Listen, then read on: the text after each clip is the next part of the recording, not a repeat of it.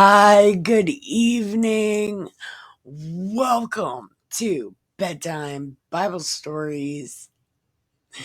These are exciting ass stories. This is not family friendly. This is awesome.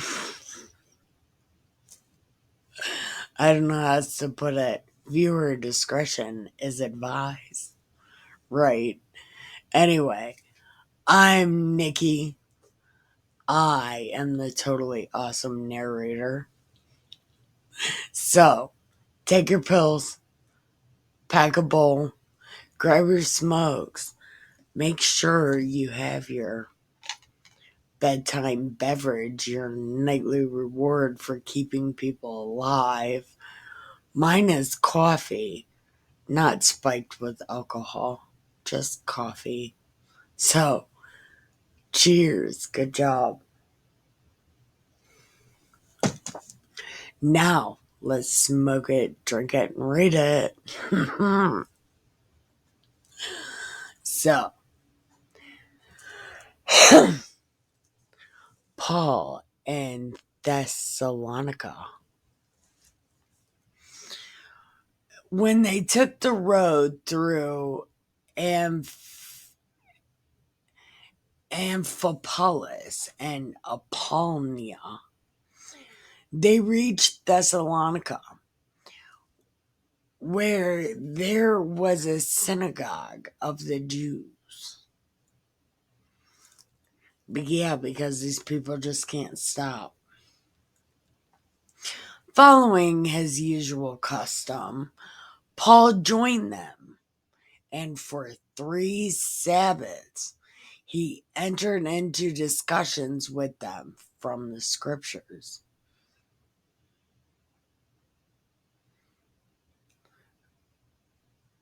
expounding and demonstrating that the Messiah had to suffer and become naked zombie Jesus. And Jesus is who? I'm telling you, is the Messiah. He's the one. And they killed him. Your family members killed him. Some of them were convinced and joined Paul and Silas. So, too, a great number of Greeks who were worshippers, and not a few of the prominent women. What does that mean? Not a few. So they didn't do it? Or is it like one of those, I mean, not even a few, you know?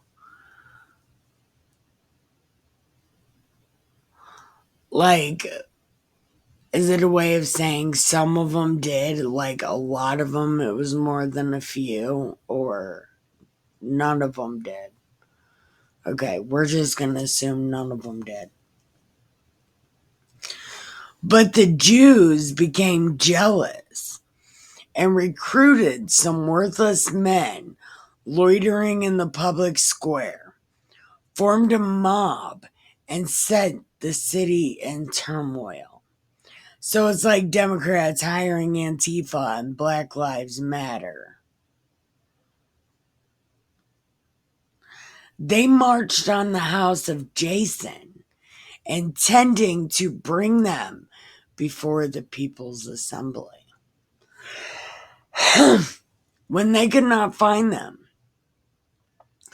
they dragged Jason and some of the brothers before the city magistrate, shouting, "These people who have been creating a disturbance all over the world have now come here." It's such a Democrat thing to do. Democrats must be Jews. And Jason has welcomed them, and they act in opposition to the decrees of Caesar and claim instead that there is another king, Jesus. His name is Jesus. right?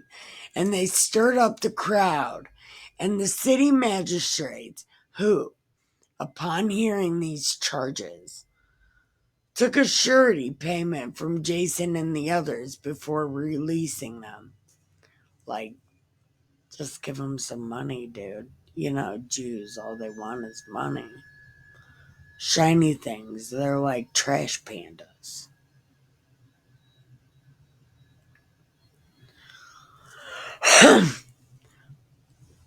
Paul and Beriah.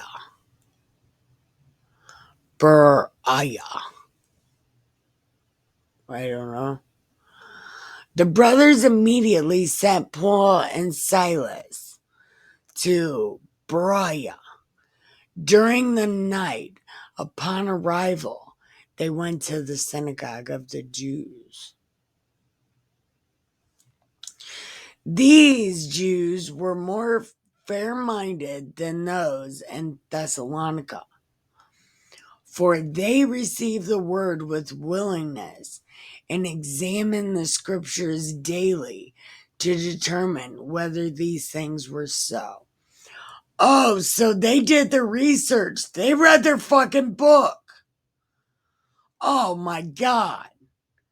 Jews that actually read the book. Wow.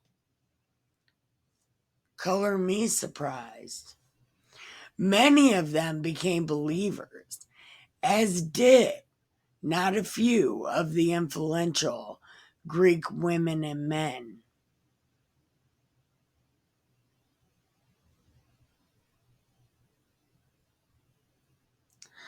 Did they just throw this nut in there? I don't know. But when the Jews of Thessalonica learned the word of God had now been proclaimed by Paul and Berea also, they came there too to create another false flag. So they're sending Antifa over here too. So the brothers at once sent Paul on his way to the East Coast, while Silas and Timothy remained behind. Okay, hold on. The problem with Paul, the problem with most of these people, they stay too long. They wait until they stay too long. If they didn't stay so long, they wouldn't have got killed so quick. But all right. So the brothers at once sent Paul on his way to the seacoast, while Silas and Timothy remained behind. After Paul's escorts had taken him to Athens, they came away with instructions for Silas and Timothy to join him ASAP. Paul in Athens. Okay. While Paul was waiting for them in Athens, he grew exasperated at the sight of the city full of idols.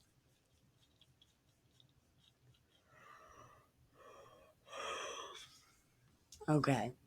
So he debated in the synagogue with the Jews, the worshippers, and daily in the public square with whoever happened to be there.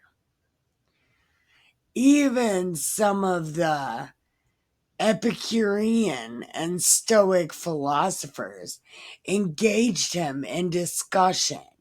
Some asked, "The fuck is this guy saying? What does he say?"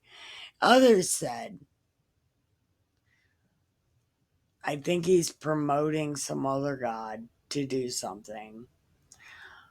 Because he was teaching about naked zombie Jesus. They took him and led him to the Areopagus and said, What are you saying? Tell us what you're saying. And hold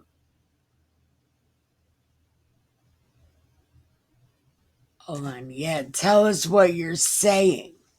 Now, I think this is a side note. Athenians, as well as foreigners residing there, use their time for nothing else but storytelling or hearing something new. No, telling or hearing new shit. People like to learn. Okay. Paul's speech at the Areopag.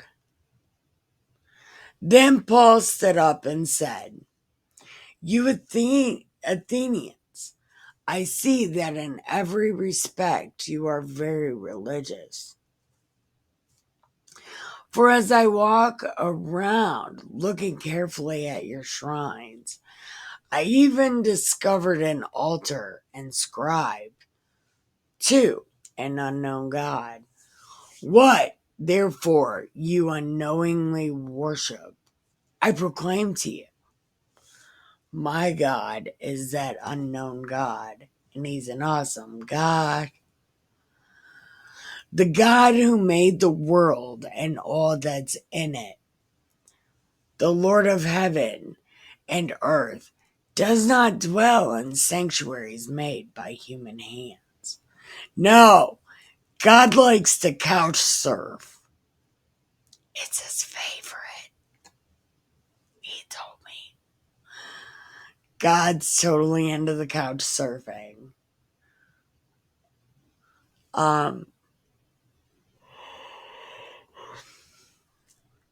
Nor is He served by human hands because He needs anything, right?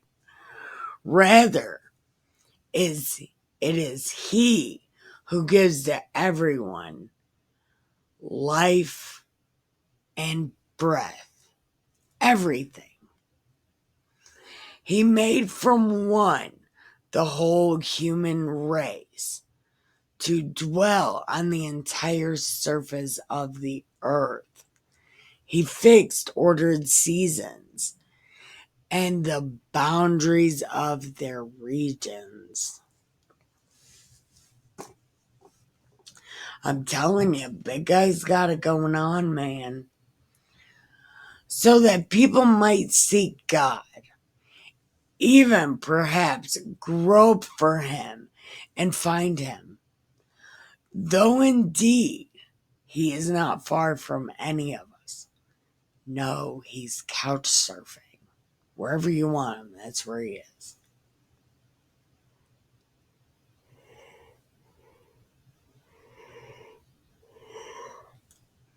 For in Him we live, move, and have our being, as even some of your poets have said, for we too are His offspring.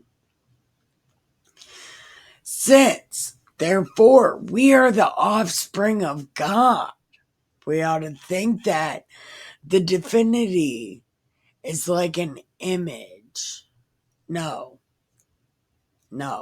Since, therefore, we are offspring of God, we ought not to think that the divinity is like an image fashioned from gold, silver, stone, or by human art and imagination, because you can't conceive it.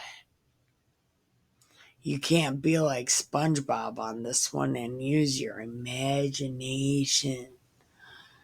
Because He has established a day on which He will judge the world with justice through a man He has appointed, and He has provided confirmation by making Him a zombie. When they heard about naked zombie Jesus, some began to scoff, but others said, Let us take a rain check. You gotta go. And so Paul left. But some did join him and became believers. Among them were Dionysius, one of the dudes from the Areopag, and a woman named Damaris. And there were others. We're ending right. No, we're not ending. I'm lying. We're going to chapter 18. But I will be right back. Okay. Chapter 18. Paul in Corinth. Okay. There he met a Jew named Aquila, a native of Pontus, who had recently come from Italy with his wife, Priscilla. I know a Priscilla. Okay. So Aquila, he met a Jew. He met a Jew named Aquila, a native of Pontus. And he had recently come from Italy with his wife Priscilla because Claudius had ordered all the Jews to leave Rome. He went to visit them.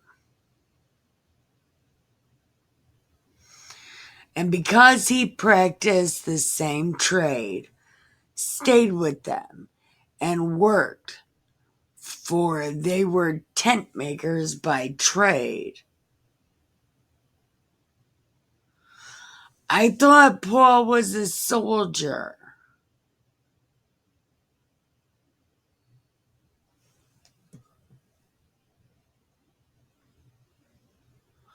What the fuck? I thought Paul was a soldier. But okay. Every Sabbath, he entered into discussions in the synagogue, attempting to convince both Jews and Greeks. When Silas and Timothy came from Macedonia, Paul began to occupy himself totally with preaching the word, testifying to the Jews that the Messiah was Jesus. They opposed and reviled him. He shook out his garments and said to them, "Your blood be on your heads. I'm clear of responsibility. From now on, I will go to the Gentiles. Because fuck you ungrateful Jews. Keep abusing God." So he left there and went to a house belonging to a man named Titus Justus, a worshiper of God. His house was next to a synagogue.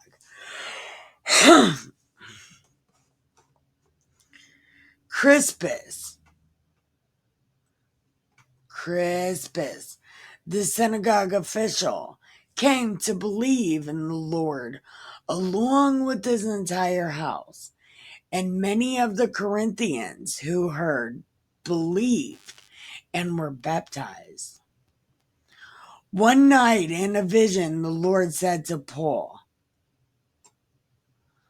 "Don't be scared. Don't be scared. They're only Jews. I got your back. I'm your right hand man. You keep saying every fucking thing I tell you to say." He settled there for a year and a half and taught the word of God among them.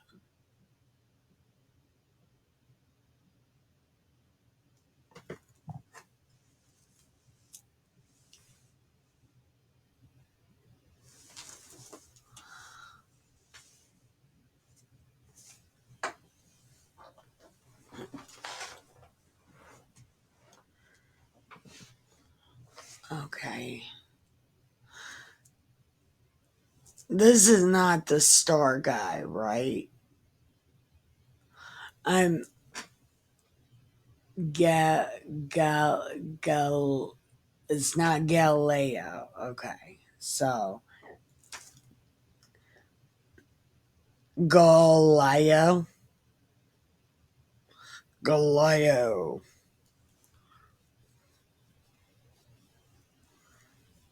I don't know. That's just what we're gonna say. Galileo. So when he was proconsul of Achaia, the Jews rose up together against Paul and brought him to the tribunal. Oh my God.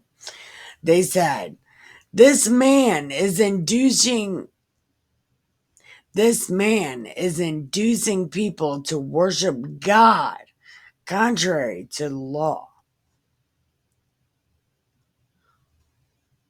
Well, then who the fuck are you guys supposed to worship? Moloch? You guys already worship Moloch. And Paul was about to reply. Galileo spoke to the Jews. If it were a matter of some crime or malicious fraud, I should with reason hear the complaint of you Jews. But since it is a question of arguments over doctrines and titles and your own laws, I ain't got time for this shit. Get the fuck out of here. And he drove them away.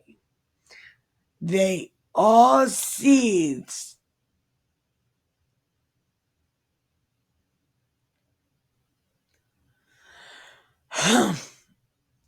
and they all seized Sosthenes,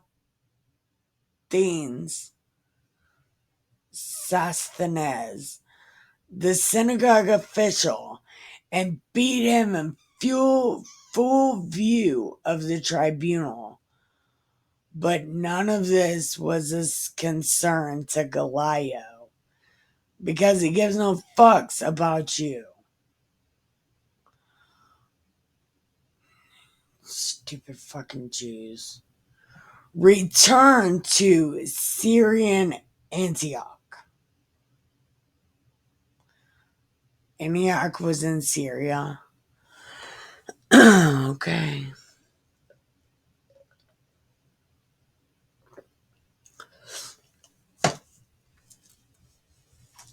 Okay. I missed my lip. Paul remained for quite some time, and after saying farewell to the brothers, he sailed for Syria together with Priscilla and Aquila.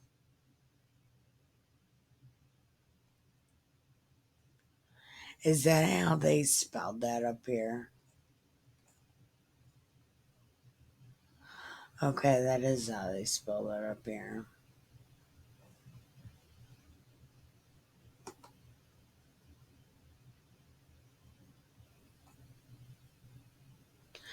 Okay.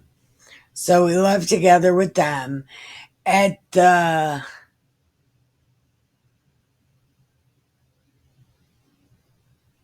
Kenkre. It's got the but I don't know how to say it. Kenkre. I don't know how to say that. Whatever. He had his hair cut because he had taken a vow.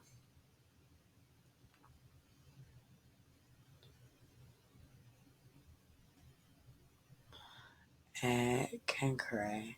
He had his hair cut because he had taken a vow. Oh no, Paul, you cut your hair.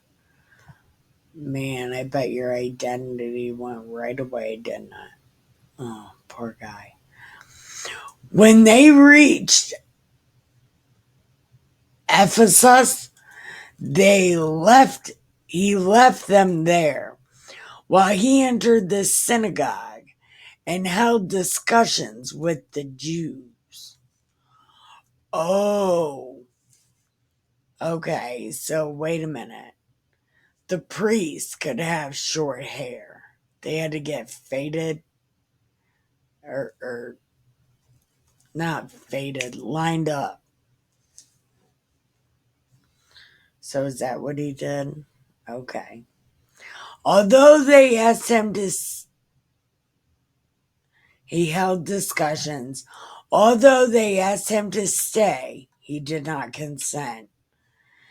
But as he said farewell, he promised, I'll come back, God willing. And then he set sail from Ephesus. Okay, so he didn't outstay his welcome there. Upon landing at Caesarea, he went and greeted the church. Then he went down to Antioch. After staying there some time, he left and traveled in orderly sequence through the Galatian country and Phrygia, bringing strength to all the disciples. Here we go. Apollos. A Jew named Apollos, a native of Alexandria, an eloquent speaker, arrived in Ephesus. He was an authority on the scriptures.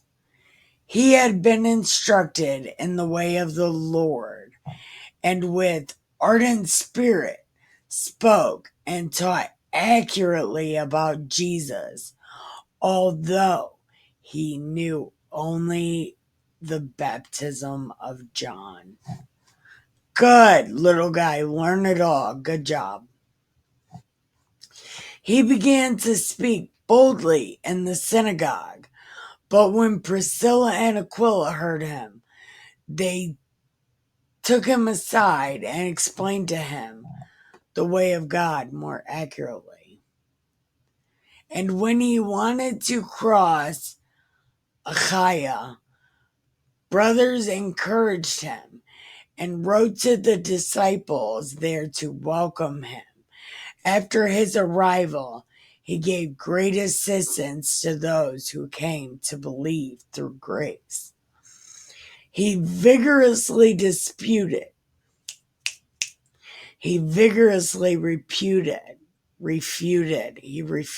the Jews in public, establishing from the scriptures that the Messiah is Jesus. Yay. Okay, we're done there for the night. Yes, we are.